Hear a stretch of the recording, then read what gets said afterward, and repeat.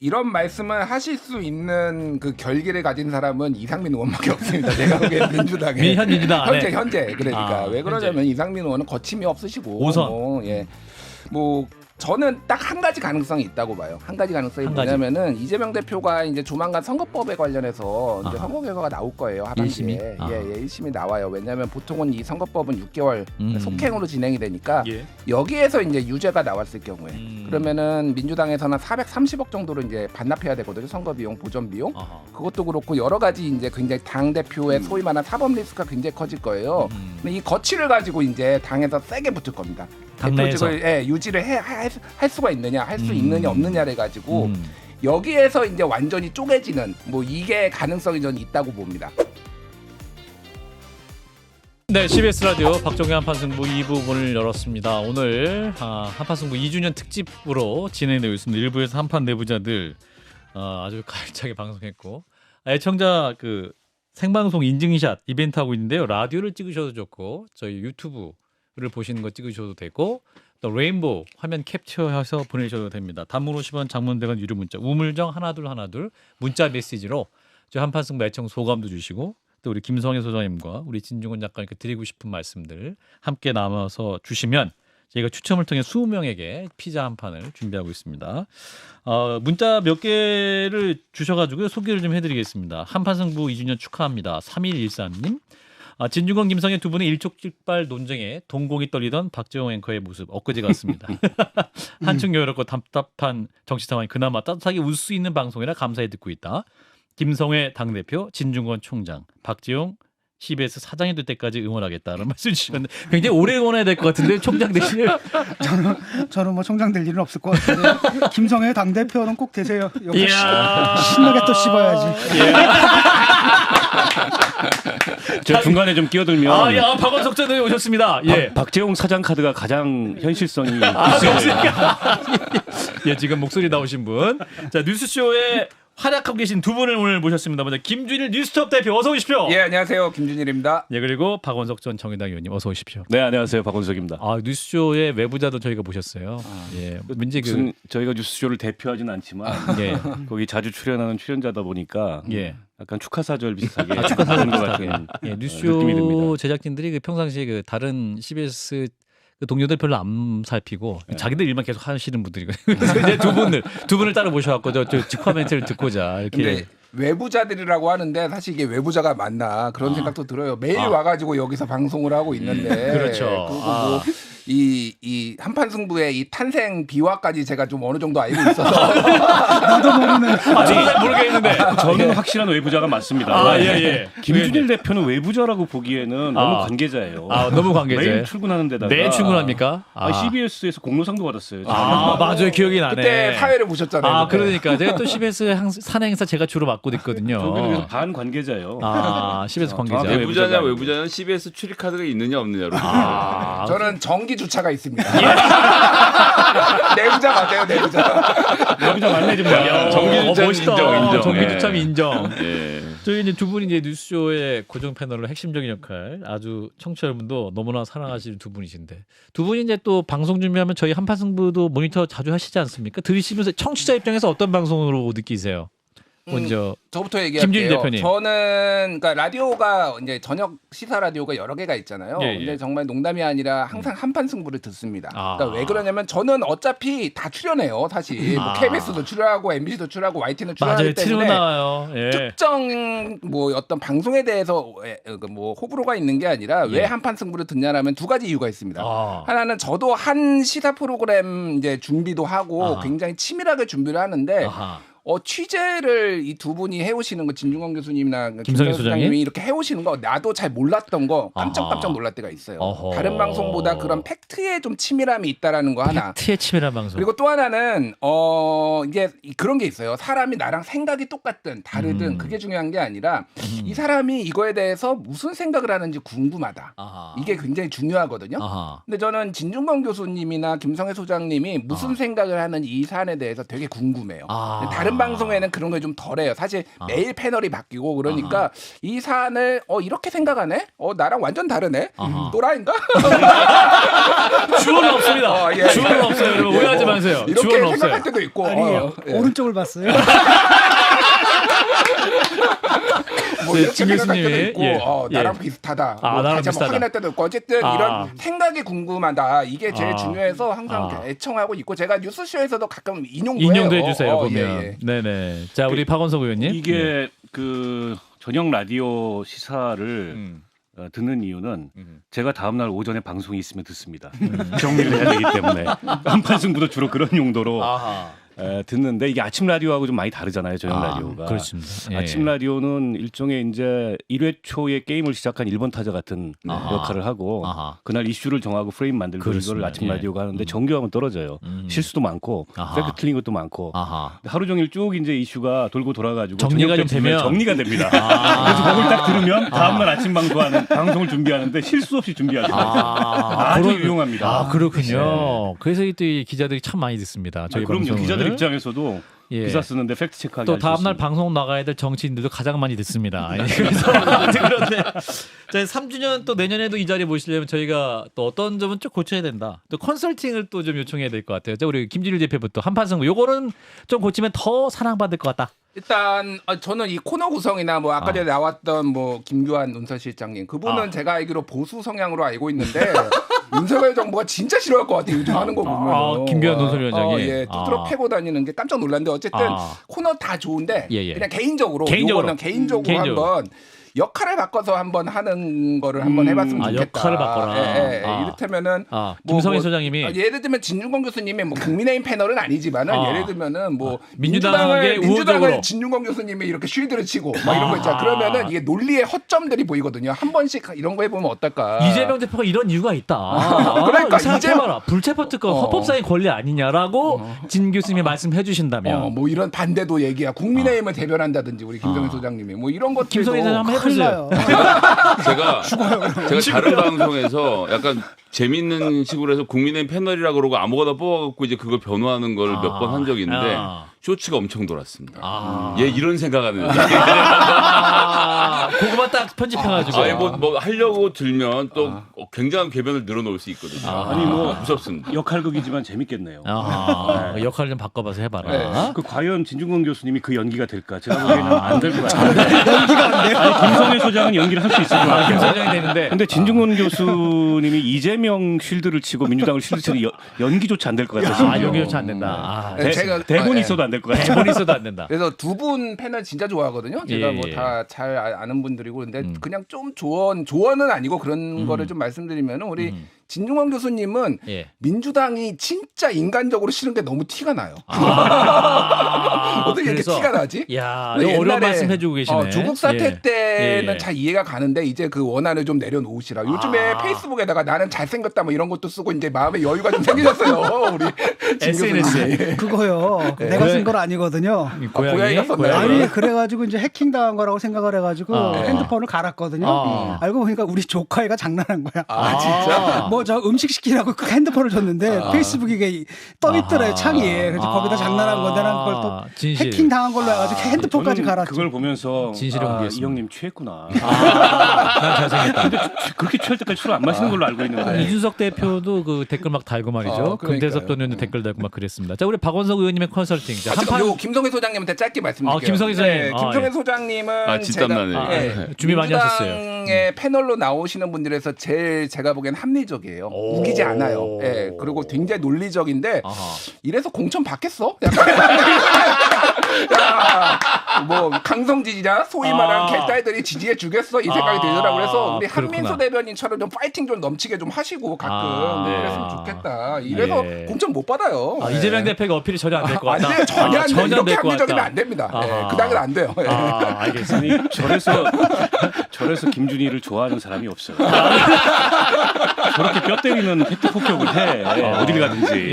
이게 CBS가 있습니다. 근데 저는 두 분 방송하는 걸 예. 들으면서 제일 좋았던 그 기억에 남는 방송이 있었는데 그 진중권 교수님 뭐 정치 평론도 날카롭게 하시지만 정치 이외에 가끔 한판 승부에서 어떤 인문학적인 그렇습니다. 주제로 문화예술 관련된 주제로 논평을 하실 때가 있어요.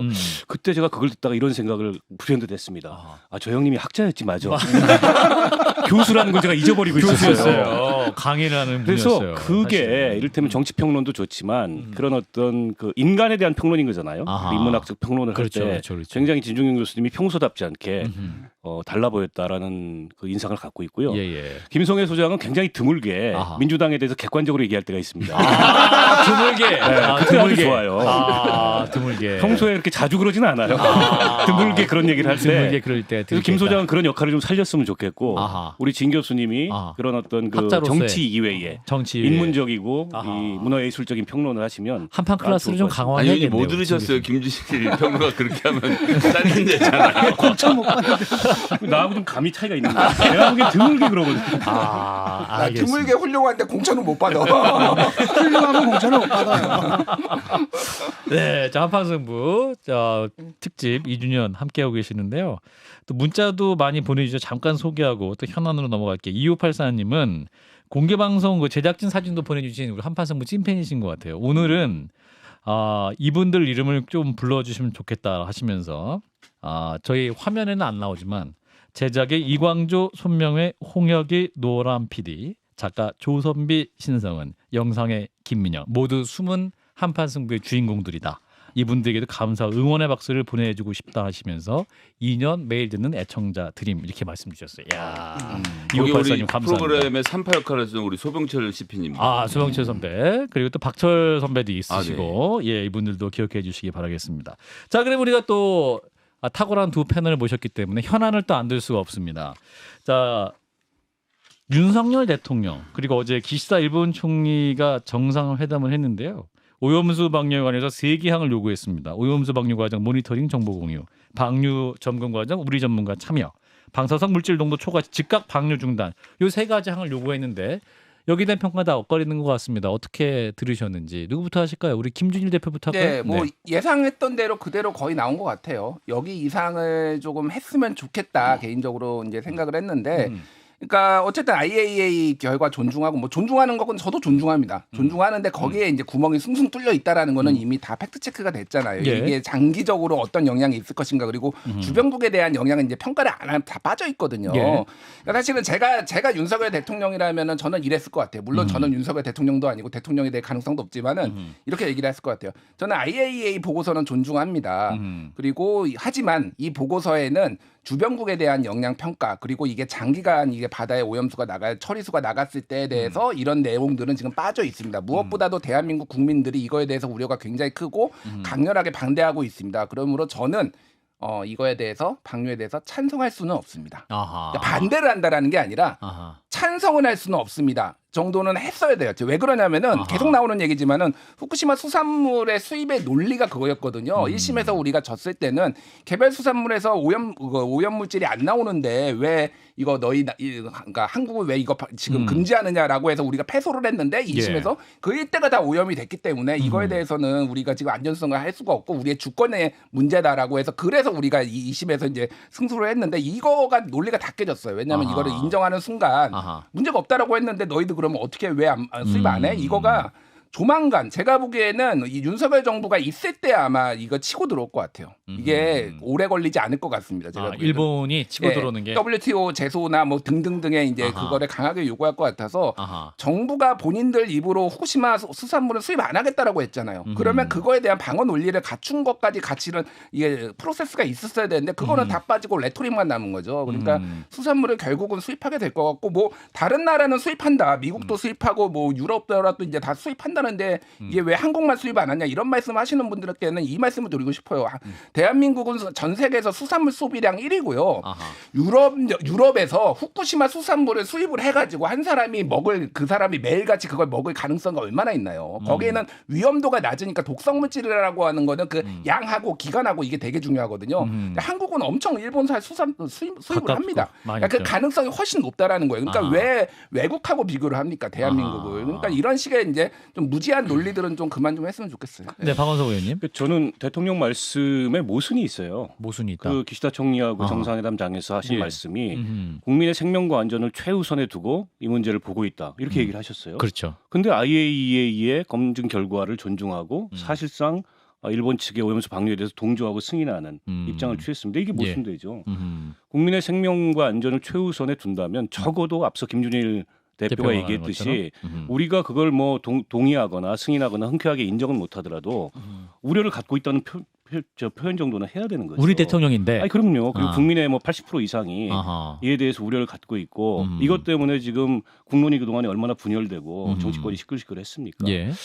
그러니까 정부를 대표하는 대통령으로서 국민의 생명과 안전을 최우선에 두고 이 문제를 대한다면 우리가 흔쾌히 찬성할 수 없다라는 점에 대해서 그 정도 입장은 그렇다 하셨어야 하더라도 된다. 일본의 주권적 상황이기 때문에 할 겁니다. 우리가 그런 우려를 표하고 반대하더라도 마찬가지로 우리 대통령은 우리의 주권적 이 사항에 대해서 그 자리에서 말씀을 하셨어야 되는데 그러지 않는 모습이 뭐랄까요? 참 우리 대통령 안타깝다라는 생각이 들고요.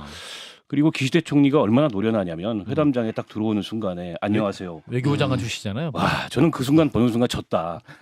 우리 회담 말로 자체가 졌다. 안녕하세요. 네, 그걸 보는 순간에. 근데 지난번에 그 한국에 와서 회담하고 그 한일 정상회담 결과에 대해서 두 분이 브리핑을 하시잖아요. 그때 브리핑 내용을 비교해 보면 기시다 총리가 얼마나 노련한 사람이냐면 일본 국내 정치에서 이분이 다수파가 아니잖아요. 자민당 내. 그렇죠. 결국 자민당 내 다수파들한테 책을 잡히지 않을 그런 단어들을 기가 막히게 골라 쓰면서 또 한국민의 마음을 살펴서 그 한국민의 마음까지 살려고 하는 그런 레토릭들을 아주 적재적소에 활용을 하고 외교관 있어요. 출신이어서 비교가 안 되더라고요. 저는 정치 지도자로서의 역량이. 그렇군요. 그런 점에서 약간 자괴감이 들었습니다. 예, 진 교수님. 이게 애초에 이제 저는 처음부터 그랬잖아요. 5초부터 이건 이미 결정됐다. 방류 허용이고 두 번째 수입 허가다. 이건 이미 정해졌고 왜냐하면 선언적인 틀에 의해서 움직이거든요. 국민의 생명권, 건강권, 그다음에 국가의 그 대표로서 이걸 지키는 책무가 있다. 이런 관점이 아니라 신냉전적 구조를 갖고 있어요. 이분들은 지금 뭐 여기에 우리가 올라타지 않으면 뭐 생존 뭐 이런 말을 하잖아요. 예, 그렇죠. 그러니까 일단 한미일 협력 이거 최고의 가치로 놓고 이게 이제 선언적 구조입니다. 그렇기 때문에 일본은 동맹이기 때문에 그 사이가 나빠져서는 안 돼. 그러니까 한일 사이에 모든 외교적인 걸림돌이 될 수 있는 모든 요소들은 다 제거해. 그 제거하는 방식은 우리가 다 주는 거야. 양보하는 거야. 이렇게 돼버리는 거거든요. 그러니까 지금 그런 틀에서 나오기 때문에 국민들이 느낄 때는 저 어느 나라 대통령이냐 도대체. 지금 뭐 실제로 그렇잖아요. 일본 정부가 해야 할 일을 이 정부가 지금 하고 있습니다. 쉽게 말하면 괜찮다라고 강조하는 것을. 그 오염수가 안전하다는 광고까지 지금 국민 혈세를 들여가지고 하고 있단 말이죠. 그게 좀 이해가 안 돼요. 이런 것들이. 예, 김 소장님. 저는 오염수 방류 과정 모니터링 정보 공유 이거 일본 측의 결론은 뭐냐면 나중에 종이로 줄게. 그래서 지금 우리나라는 북핵 레이더 정보, 미사일 정보까지 다 실시간 공유하겠다고 하는데 형평성이 안 맞고요. 두 번째는 방류 점검 과정을 우리 전문가 참여한다. 아니 대통령실은 뭐 한답니까? 사전에 조율을 해서 참여를 해 주십시오라고 말하면 기시다 총리가 아이고 그래야죠라고 서로 주고받으면 받는 게 정상회담이거든요. 근데 우리가 부탁하고 기시다 총리가 말 안 했어요. 이거 이제 어떻게 되는 거냐면 다음번 회담에 이거 넣어줄 테니까 ABC 이거 줘. 일본이 또 요구할 수 있는 거리를 만든 겁니다. 대통령실이 엉망진창으로 일을 하고 있다. 그러니까 대통령이 망신당한 거예요. 요구했다가 거절당했으니까. 세 번째, 방사성 물질 농도 초과 시 즉각 방류 중단. 이건 정말 충격적인 얘기인데 방류를 중단한다는 얘기를 했으니까 방류하라는 얘기잖아요. 방류 중단은 방류를 한 것을 전제로 하는 겁니다. 그러네요. 예. 그런데다가 더 충격적인 것은 이건 기시다 총리가 이미 예전에 너무 당연한 얘기기도 하고 방사성 물질의 농도를 초과하면 방류를 중단하겠다고 이미 일본이 선언한 거예요. 선언한 내용을 가서 왜 우리가 또 가서 부탁을 합니까? 대통령 위신만 깎이는 거죠. 이미 한 건데. 그러니까 일본이 어떤 스탠스를 갖고 있는지도 확인하지 않고 이 세 가지 주제를 들고 갔다는 게 대통령실 외교팀의 무능을 드러내는 일이라고 봐서 정말 너무 좀 안타깝고 화가 납니다. 팩트를 좀 확인하고 싶은데 그 방류 점검 과정에서 우리 전문가 참여하는 거 여기에 대해서 기시다가 오케이 했나요? 답을 안 했어요. 답을 안 했잖아요. 그러니까 우리가 뭔가 우리 정부도 뭔가 하고 있다는 걸 좀 보여주는 제스처를 일단 다 정해진 거고 뭔가 하고 있다는 걸 좀 보여주기 위해서 한 거고 그나마 그렇게 해서 집어넣은 것도 답을 좀 못 받은 상태라는 거고요. 다만 이제 민주당의 태도에 대해서 좀 지적하고 싶은 게 이렇게 비판하면 되거든요. 근데 그 방사능 위험을 또 과도하게 과장해가지고 괴담같이 하면 안 된다. 핵폐수라든지 이렇게 과장해서 하는 것이 저는 옳지 않다고 봅니다. 왜냐하면 국민들의 불안과 그다음에 공포감을 좀 잠재울 필요는 있거든요. 근데 그걸 갖다 조장을 하게 되면 결국 그 피해가 누구한테까지 들어오냐면 우리 어민들한테까지 간단 말이죠. 거기까지도 같이 고민했으면 좀 책임 있는 정당의 자세를 취했으면 좋겠습니다. 비슷한 맥락에서 한 가지 좀 지적을 하고 싶은 게 이게 이제 방사능 물질의 해양 투기의 역사가 굉장히 길어요. 심지어 핵무기 실험을 섬에서 했던 적도 있지 않습니까? 그때 뭐 아무런 장치도 없이 다 바다가 오염됐었습니다. 그리고 미국은 사실은 그 핵물질의 해양 투기를 가장 많이 한 나라 중에 하나이기 때문에 이번에 이제 많이 했으니까. 찍소리도 못 하는 거예요. 일본이 이 문제에 대해서 미국을 설득할 때. 그러면 사실은 지금도 이 중국 그 동해안 쪽에 있는 핵발전소에서 우리 동해안 쪽에 있는 핵발전소에서 마찬가지로 삼중수소 다 바다로 흘려보내고 있습니다. 그러니까 이거는 반일이냐 친일이냐 뭐 이런 차원의 문제가 아니고 이 핵의 문제인 거죠. 핵으로부터의 안전에 관한 문제이기 때문에 일종의 반핵이죠. 이슈를 정리하자면 그런 차원의 문제인데 민주당이 다른 그 이를테면 방사능 물질의 해양 투기에 대해서 그동안에 얼마나 예민하게 대응을 해왔는지 이걸 한번 돌아볼 필요가 있고요. 그런 차원에서 얼마 전에 최고위원회를 하는데 백드롭이 이순신 장군이더라고요. 광화문 동상. 국민의힘? 민주당에서. 그래서 무슨 이순신 장군이 지킨 바다 우리가 지키겠다 뭐 이런 건데요. 저는 물론 정서적으로 그게 효과가 있을 수 있습니다. 아하. 국민들의 반일 감정을 부추기는데 근데 사안의 본질과도 좀 다르고 그리고 그런 식의 접근이 다른 한편으로는 언제까지 민주당은 저러고 있냐라는 비판을 부르기 때문에 그런 점은 좀 고려해야 된다고 봅니다. 네, 오염수 얘기에서 마치고 이제 민주당 얘기로 자연스럽게 한번 넘어가도록 하겠습니다. 자, 이상민 의원님이 유쾌한 결별을 말씀하신 데 이어서 저희 김현정의 뉴스에서 20명 이상 탈당이 가능하다. 탈당한 다음에 그 탈당한 인원으로 1당, 2당 차지하면 된다. 이런 말씀을 해갖고 또 당에서 강력한 경고를 받았는데 자, 그래서 이 민주당의 분당 시나리오 가능할까요? 김진일 대표. 그러니까 이런 말씀을 하실 수 있는 그 결기를 가진 사람은 이상민 의원밖에 없습니다. 제가 보기엔 민주당에 현 민주당 안에 현재 그러니까 왜 그러냐면 이상민 의원은 거침이 없으시고 5선. 뭐 저는 딱 한 가지 가능성이 있다고 봐요. 한 가지 가능성이 뭐냐면은 이재명 대표가 이제 조만간 선거법에 관련해서 이제 선거 결과가 나올 거예요. 하반기에. 1심이 나와요. 왜냐하면 보통은 이 선거법은 6개월 속행으로 진행이 되니까 여기에서 이제 유죄가 나왔을 경우에 그러면은 민주당에서는 430억 정도로 이제 반납해야 되거든요. 선거 비용, 보전 비용. 그것도 그렇고 여러 가지 이제 굉장히 당 대표의 소위 말하는 사법 리스크가 굉장히 커질 거예요. 이 거취를 가지고 이제 당에서 세게 붙을 겁니다. 대표직을 유지를 할 수가 있느냐, 할 수 있느냐 없느냐를 가지고 여기에서 이제 완전히 쪼개지는 뭐 이게 가능성이 저는 있다고 봅니다. 근데 만약에 이제 선거법에서는 뭐 무죄가 나오고 대장동도 지금 굴러가는 거 보면은 아까 전에 구용의 논설위원께서 나가시면서 되게 아쉽다. 김용 재판 오늘 보고 왔는데 이거 완전 엉망진창. 다음 주에 말씀하실 것 같은데 엉망진창이고.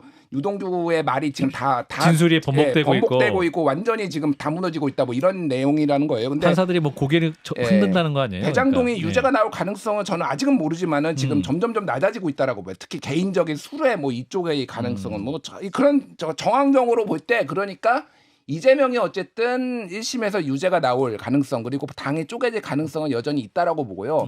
그 시나리오가 되려면은 지금 상당히 여러 가지 이제 전제 조건들이 좀 붙어야 될 것 같아요. 그러니까 지금 전체적으로 보면은 전선이 어쨌든 그 지금 양평고속도로 그리고 후쿠시마 오염수 이쪽으로 있어서 당이 좀 결집하고 있는 상황이잖아요. 민주당이? 지금 그래서 다른 얘기를 꺼내기가 굉장히 힘들어요. 내부에서.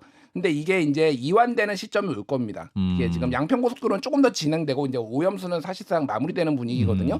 그게 그 시점이 제가 보기에는 아마 9월 뭐 이 정도 이제 정기국회 뭐 이 정도 들어갈 때쯤이 될 것 같아요. 그때가 한번 분수령이 되고 결국은 그때 공천을 둘러싸고 이제 크게 판이 좀 바뀔 것 같아요. 네, 박원석 의원님. 일단 현 정권이 내년 총선은 이재명 당대표가 치른다라는 이제 결심을 한 것 같아요. 그러니까 대장동 수사 별로 진도가 안 나갑니다. 그리고 일부러 그러면 진도 안 나갑니까? 체포동의안 뭐 2차 보낼 거다 구속영장 그것도 제가 보기에는 당분간 가능성이 없고요.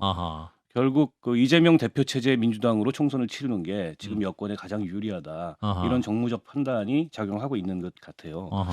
근데 이제 선거법이 하나의 변수는 될 수 있겠죠. 왜냐하면 선거법상 뭐 100만 원 이상의 형이 나오면 공직후보 자격도 없어질 뿐만 아니라 민주당이 그게 만약 확정되면 판결이 지난 대선에 국고보조 받은 걸 다 토해내야 되는 엄청난 리스크에 직면하게 돼요. 예. 때문에 당을 지휘하는 게 맞느냐 이런 논란이 나올 겁니다. 그게 빠르면은 뭐 한 9월, 10월쯤이 될 수도 있어요. 그런데 이상민 의원 말씀처럼 육회원 결별을 하기에 지금 당 내에 이른바 이제 비명이나 지금 이재명 대표의 리더십에 대해서 우려하는 분들이 준비가 돼 있느냐? 그건 사실 굉장한 준비를 해야 되는 겁니다. 그렇죠. 일종의 결단이에요. 다음 총선에 민주당이라는 그 우산을 나와가지고 생존하겠다라는 다부진 이 결의와 각오가 필요한 건데 그런 건 보이지 않습니다. 아하. 이상민 의원님 저도 참 좋아하는데 이상민 의원님 개인은 어떤지 모르겠어요. 근데 이상민 의원님을 제외하고 이를테면 뭐 쓴소리 많이 하는 분들, 조홍천 의원이라든지 김종민 의원이라든지 김종민. 이런 분들도 개개인이 그 준비가 돼 있을까? 그렇지는 않은 것 같아요. 그런 면에서 봤을 때 무슨 20명, 30명이 나와가지고 당장 딴 살림을 차리는 시나리오는 실현 가능성이 없다. 가능성이 별로 없어 보입니다. 김성현 소장님. 반명측 큰 개파들이 이재명 대표 체제 하로 간다라는 정도의 합의가 돼 있는 상태이기 때문에 어떤 특정 세력이 떨어져 나오려면 최소한 뭐 대선 주자급은 아니더라도 좀 이름 있는 분을 중심으로 해서 뭉쳐서 나와야 될 거 아닙니까? 예. 그렇게까지 갈 가능성은 제가 보기엔 없습니다. 그렇군요. 김준일 대표도 같은 맥락으로. 예, 뭐 그게 이제 제가 전체적으로 말씀을 드린 거고요.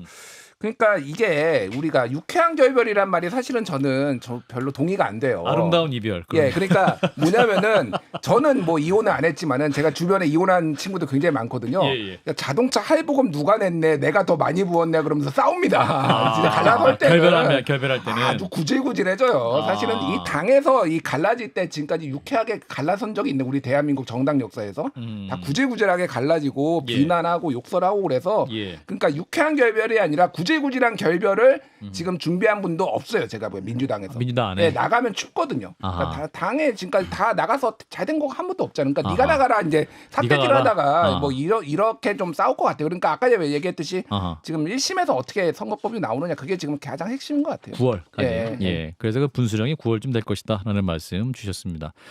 우리 김현희 뉴스쇼의 핵심 게스트인 우리 김준일 대표와 박원석 전 의원 나오니까 우리 애청자 너무 좋아하시네. 드림팀이다.